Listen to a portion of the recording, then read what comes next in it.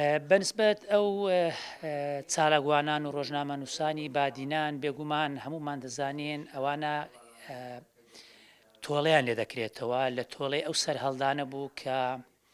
لە شیلازیە کردیان لە بادینیان کردیان لە دژی داگیرکەری کردیان ئەو بڕیارەی کە حکوومەتی هەرێمیر لە دژیان و کە ئەوانەی گرتووە و محکەمەیان دەکە و زیندانیان دەکا بڕیاری دەوڵەتی داگیرکەری تورکیایە بۆ تۆڵەکردنەوە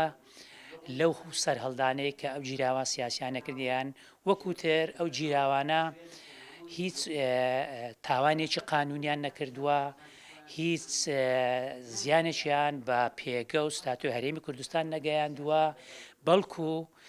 بەڵکو لە خزمەتی هەرێمیشدا بوونە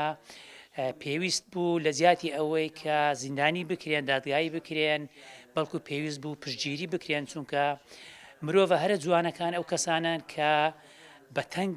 گەل و نیشتیمانەکەیانەوە لە دژی داگیرکاری لە دژی هەر جۆرە پێشلکاریەک دەنگ هەر لە بڕن پێویست بوو ئەمانە پاداش بکرێن پێی و هەروە ئێستاش کە ئەو دەسەڵاتە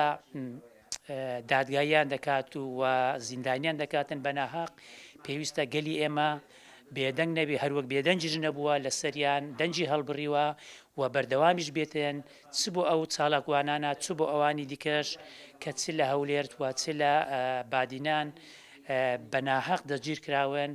تاکو ئەو پشتگیریە فراوانتر بکرێتن و بگەیەندرێتە ئەو دەنگە ناڕازایەتەش بگەیەنترە ناوەندە نێودەوڵەتیەکانیش تاکو پشتیوانیەکە زیاتر بێ و فشارەکان زیاتر بێت لەسەر ئەو دەسەڵاتە بۆ ئەوەی هەمیان ئازاد بکرێن.